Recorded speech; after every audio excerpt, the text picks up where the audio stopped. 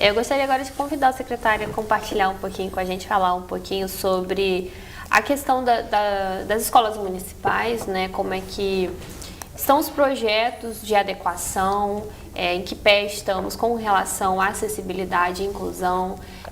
No último programa que o senhor esteve aqui, né, no Dia Mundial da Educação, a gente falou um pouquinho sobre, não entramos tão a fundo, achamos necessário a gente ter um programa específico sobre isso, né? Como o próprio falou, né, da outra vez, existem vagas com relação até a questão de mediadores e cuidadores, mas não existem pessoas capacitadas para isso, né? Há vagas e acaba não conseguindo completá-las, mas falar um pouquinho sobre como é que estão os planejamentos para esse ano especificamente, para buscar tornar as escolas cada vez mais inclusivas e acessíveis. Bom, mais uma vez é um prazer estar aqui com vocês, é sempre uma oportunidade de troca, de aprendizado, e certamente esse é um tema da maior relevância, muitíssimo desafiador quando a gente fala pelo olhar da educação, até porque a escola não está apartada da sociedade, né? Quem está numa escola, seja o estudante, seja o profissional da educação, é um membro da sociedade que reproduz as práticas sociais. Então, se a gente analisa friamente a dimensão da inclusão, né, todo aquilo que a gente chama a atenção da acessibilidade numa perspectiva de eliminação de barreiras, né, que eu posso entender a acessibilidade dessa forma. Não importa, né, quem tem, eventualmente, seja PCD ou não deve ter nenhum tipo de barreira que impeça aquele indivíduo de fazer algo que ele deseja, assim como qualquer outro membro da sociedade. E isso nos faz ter uma visão de que, para a gente avançar realmente nessa questão, é preciso a gente ter uma sociedade que efetivamente deixe de trabalhar no modelo de padrões, que historicamente é o que a gente tem. Então é preciso ter uma sociedade que, de fato, reconheça e respeite a diversidade. Eu acho que a grande fragilidade que a gente tem, que vai se desdobrar em cada ato que acontece de desrespeito à inclusão, que diz respeito à acessibilidade, é um desdobramento prático de algo que acontece e que permeia as mentes de todos. Porque nós estamos numa sociedade que, de fato, tenta estabelecer padrões de convivência, padrões de aparência, padrões de acesso, e quem está fora desse padrão, ainda, essa é a realidade, ainda é considerado, né, um cidadão que muitas das vezes vai ficar para depois. Então, se a gente fala, por exemplo, da questão da inclusão, ela tem uma dimensão, como foi bem colocado anteriormente aqui, que ela tem um cunho muito mais de caráter social, né? De capacidade de convivência num ambiente e principalmente numa sociedade de indivíduos que cada um é próprio, mas é diverso. Então, não dá para você separar ou tentar agrupar quem é e quem não é. Isso vai se desdobrar também na sala de aula. Esses conceitos, e muitas das vezes pré-conceitos, que as crianças reproduzem, que os adultos reproduzem, estão dentro da escola e também fora da escola. E muito, né, nós podemos e devemos fazer dentro da escola por meio de políticas públicas. E aí eu destaco o que a gente, enquanto, né, representando a Secretaria de Educação em Campos, estamos construindo nesse sentido, né? Claro que o desafio é grande. Quando a gente fala para um pai, para uma mãe, né, de uma criança atípica, né, um PCD, o que a sociedade oferece é sempre absolutamente insuficiente para o que é necessário. Então eu penso que o ponto de partida é esse respeito à diversidade. Porque quando você fala da acessibilidade, nós estamos falando de estrutura, em grande medida, que se colocam como barreiras para que uma criança possa se desenvolver. Então, é um banheiro acessível numa escola, infelizmente, a construção da nossa rede municipal, em termos de escolas, é uma construção antiga. Antigamente não existiam esses padrões que o banheiro deve ter um certo conjunto de aspectos que são considerados para efeito de acessibilidade. Hoje, todas as ações que a gente faz de intervenção nas nossas escolas, de reforma ou de construção de escola nova, isso é mandatório. Não é possível fazer uma reforma e não mexer no banheiro, por exemplo. Mas se a gente considera as escolas que foram criadas no passado, não havia esse tipo de norma, esse tipo de obrigatoriedade. E às vezes a adaptação, ela é custosa, eu não estou falando de recurso. Você, para fazer um banheiro acessível, você tem que retirar uma sala de aula, porque o espaço previsto não foi feito dessa maneira. Então, a acessibilidade no âmbito da rede escolar de Campos, ela tem diversos desafios, porque a gente ainda tem aquela questão, quando você prioriza o atendimento, aí você não pode deixar, porque é um direito da criança, ela ficar fora da escola. Então o primeiro passo é, precisamos colocar a criança na escola. Aí nós estamos falando de toda e qualquer criança. A criança que seja uma criança PCD, né, ou não, uma típica, todas elas. Mas quando elas vão para o espaço escolar, esse espaço escolar não está nem preparado para a inclusão, sob o ponto de vista comportamental e de sociedade, e nem de acessibilidade. Então, a gente, para cumprir uma regra, né, como o Leão falou, a gente ainda tem muito a avançar. A gente cumpre a regra de colocar o aluno. Mas será que esse aluno está colocado na sua totalidade, como eu falei no início, da diversidade, atendendo especificamente aquilo que precisa? E a resposta é não. É não, porque junta os dois aspectos. Você tem dificuldade de acesso, ou seja, as barreiras atrapalham, barreiras físicas mesmo, e você tem as barreiras invisíveis, que são aquelas que de alguma maneira estabelecem preconceito, aí daí surge o bullying, daí surge uma visão produtivista da educação, do tipo, mas uma criança, eventualmente uma criança autista, que vai demandar um mediador, ou que vai estar na sala de aula, alguns pais de uma criança considerada típica, porque essa é uma questão também que requer aprofundamento, né, vai dizer assim, mas está atrapalhando ou reduzindo o ritmo da aula. Olha os conflitos sociais que aparecem, né? Eu ouço isso muito em escolas particulares, por exemplo, onde pais considerados típicos questionam o fato de você ter uma criança atípica e isso não se leva em conta o que é esse aprendizado conjunto de sociedade num ambiente que é complexo. E é assim a nossa sociedade. Fazer de conta que a escola é um ambiente apenas produtivista, onde o aluno vai lá para memorizar, para aprender, esse é um olhar do século passado. A presença e essa convivência harmônica, respeitosa, leva a um aprendizado de sociedade para que esse adulto seja menos preconceituoso. Porque o preconceito está na sociedade sob várias dimensões. E aí, no aspecto prático, nós estamos fazendo uma expansão da rede municipal, ampliando salas, ou seja, as escolas estão tendo mais salas de aula, salas maiores, e aí com isso a gente vai resolvendo paulatinamente, não resolve tudo, mas a questão da acessibilidade está considerada nesse aspecto. Então eu preciso ter mais salas para poder deixar de ter aquelas salas muito pequenas que não entra uma cadeira de roda, por exemplo, né? E essa é uma realidade histórica da estrutura predial que a gente tem. Então isso é uma dimensão. As outras dimensões são a figura do mediador e do cuidador não resolve, deixando bem claro, não resolve a dimensão da inclusão, a gente sabe disso, mas ela é uma forma de atenuar a barreira da aprendizagem para os estudantes. Entendendo, por exemplo, que um estudante atípico, ele tem, o típico e o atípico, mas destacando nesse momento aqui o atípico, ele tem o seu ritmo de aprendizagem. Então não pode haver um processo de comparação e padronização de que ele tem que aprender no mesmo modelo que o outro. Isso valia para uma escola excludente. Uma escola inclusiva não pode ter esse tipo de referência. Então, uma escola que exclui, ela só vai receber, entre aspas, o aluno, como se dizia antigamente, normal, né? Que poderia ser associado ao aluno típico. Não é esse o modelo de escola que o século XXI admite. A escola, por si só, tem que ser inclusiva. Mas isso não está necessariamente na cabeça das pessoas. Então, você coloca uma convivência, mas não necessariamente com pessoas que estão preparadas para essa convivência.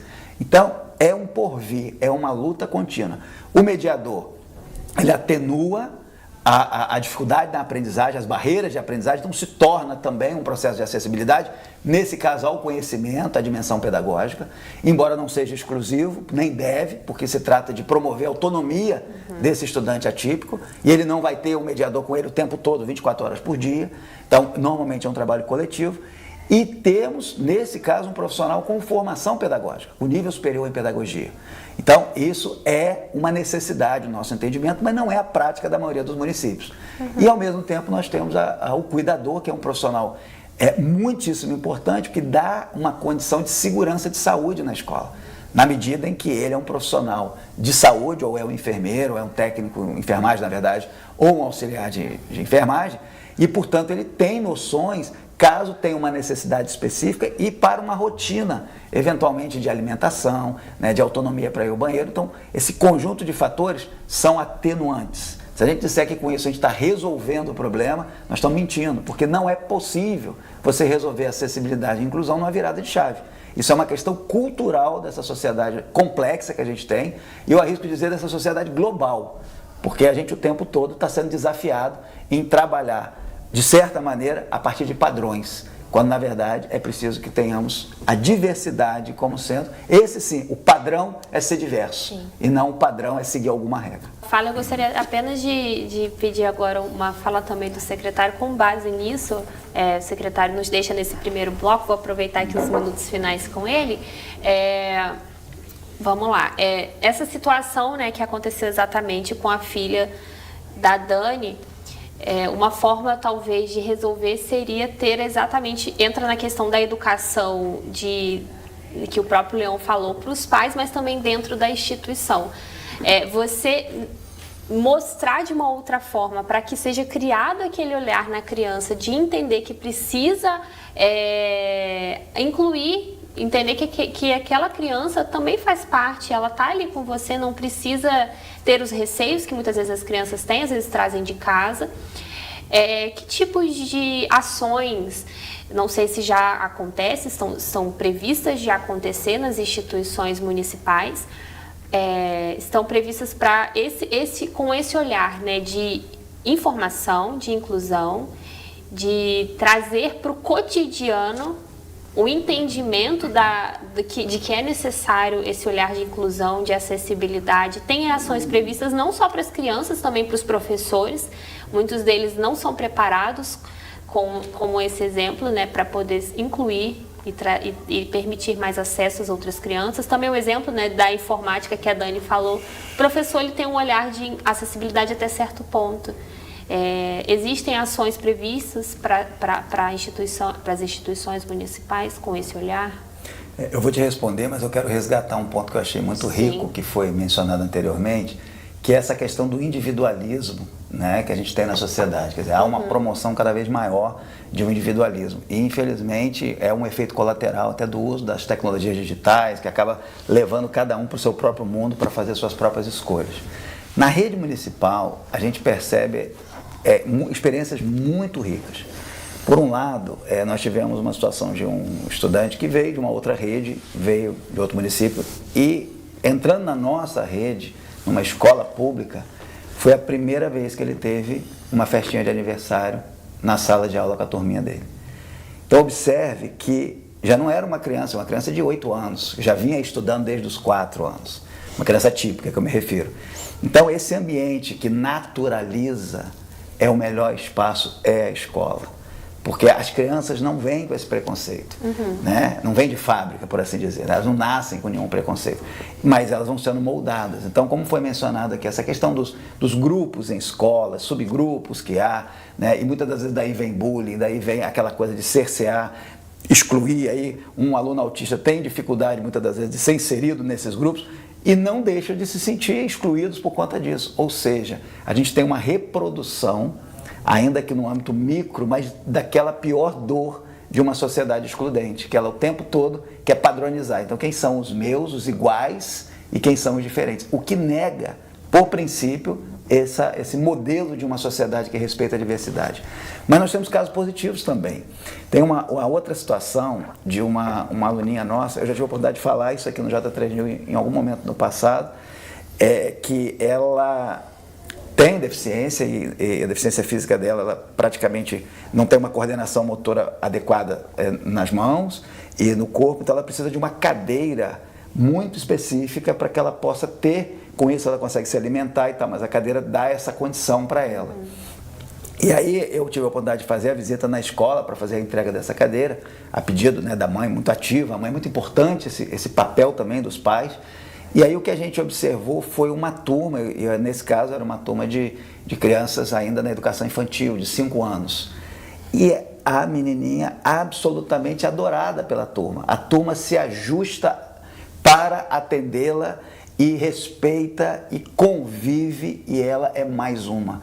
Então eu penso que quanto mais cedo isso acontece, mais fácil é para que essas crianças não tenham um olhar preconceituoso, e sim um olhar de diversidade. Ela é desse jeito, eu sou do meu jeito, o outro colega é do outro jeito. Então eu vejo experiências que demonstram que isso é possível, Mas é claro, na medida em que essa criança vai interagindo com uma sociedade, a partir dos adultos, que, de certa maneira, de forma velada muitas das vezes, antigamente era de forma explícita, mas hoje de forma velada, se distancia, adjetiva de alguma forma, e ela vai reproduzindo, porque nós somos, de fato, funcionamos nesse formato.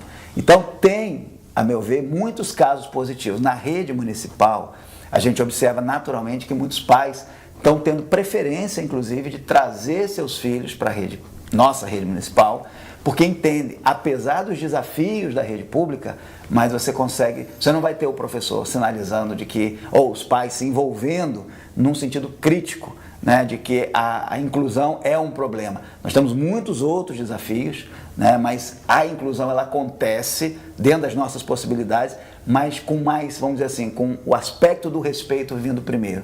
Não é absoluto, a gente tem muitos desafios, mas a gente observa acontecendo. E complementarmente, nós, ao criarmos uma escola especializada nessa questão da inclusão, que foi a nossa escola de aprendizagem inclusiva, quando ela começou, né, Leon participou com a gente, participa, é um grande parceiro nesse sentido, nos ajuda, nos critica para melhorar, e é assim que tem que ser a sociedade. Olha, isso aqui não está bom, tem que ser melhorado, é assim que a gente vai avançar. E nós começamos na ocasião com 60, 70 estudantes, e hoje já são mais de 180. São alunos da rede municipal que no contraturno, normalmente na faixa de 2 a 8 anos, né, eles são atendidos pela parte pedagógica, né, e tem uma parte terapêutica, que vai ser fortalecida a partir desse ano, na parceria que a gente tem com a saúde. Então, esse modelo, ele necessariamente conta com a participação dos pais. Isso é uma condição. O tempo que o estudante está na escola de aprendizagem inclusiva, que fica no espaço da Cidade da Criança, os pais estão também sendo atendidos. E aí nós temos parceria com as universidades, a UF, por exemplo, no curso de Psicologia, tem lá profissionais da Secretaria de Educação, mas profissionais que também são estagiários, que fazem um acompanhamento, a orientação dos pais. É um trabalho lento, como precisa ser, para ser efetivo. Não existe atalho. A gente não acredita que no processo educacional, por que demora 9 anos para terminar o ensino fundamental? Não dá para fazer em 2? Nessa sociedade de consumo que a gente tem, onde tudo é muito rápido? Não dá. Porque é quase como se fosse uma espécie de um download de toda a cultura que a gente tem acumulada para uma criança que está se desenvolvendo. Um download, quer dizer, de conteúdo, de conhecimento. E feliz e, infelizmente, nesse download vem os preconceitos. Nesse processo de aprendizagem vem a negativa do outro, vem o individualismo, vem a comparação. Então, quando a gente fala da dimensão da acessibilidade, da inclusão, ela se integra a um sem número de outros desafios sociais que a gente tem, que não foram resolvidos, essa é a realidade, e aí a gente continua convivendo numa sociedade que é complexa, numa sociedade que tenta, a partir do consumo, estabelecer um modelo de referência. Então você tem um modelo do que é estar certo, do que é estar na frente, do que é competir, quando na verdade o que a gente precisa é colaborar. Então existe um conflito de sociedade em relação à direção que a gente deseja avançar. Muitas das vezes a competição é o caminho que está estabelecido e que denota até o processo de avanço. É numa competição global que você tem visto avanço. Há de se considerar que tipo de avanço e para quem, porque ele não é democratizado. Mas a colaboração é um processo muito mais salutar se a gente pensar num ambiente escolar.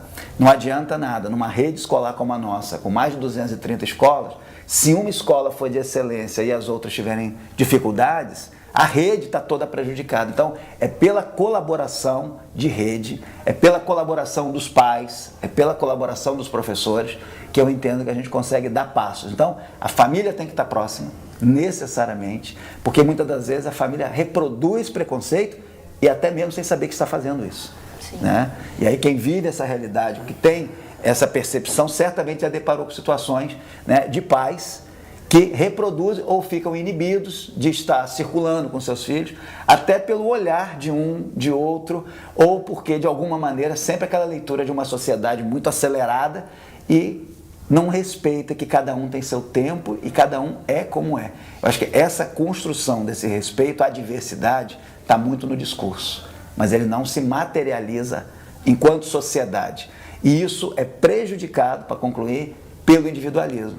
Porque aí o individualismo induz a competição e aí a empatia fica para depois, a colaboração fica para depois, e isso vai se reproduzindo nos pequenos, que muitas das vezes começam, como eu citei antes, começam numa perspectiva de colaboração e de respeito, mas o ambiente vai modificando. Como a escola não está apartada da sociedade, ela acaba recebendo essa influência continuamente e também reproduzindo no seu interior. Então o desafio se torna ainda maior, porque não basta o trabalho do professor ou dos profissionais da educação. É como uma criança que aprende, por exemplo, uma flexão verbal, nós vamos ou nós vai, para dar um exemplo, o que ela aprende em casa? O que ela aprende em casa vale muito mais do que ela aprende na escola, para aquilo que se repete muito, porque se o dia a dia dela ela ouve de um jeito, por que uma criança lê ou não lê? Se os pais em casa não leem, e nem incentiva que ela leia, por que a escola vai dizer para ela que é importante ler, se a vida real dela com os pais, com o grupo social dela, a leitura não é um elemento relevante?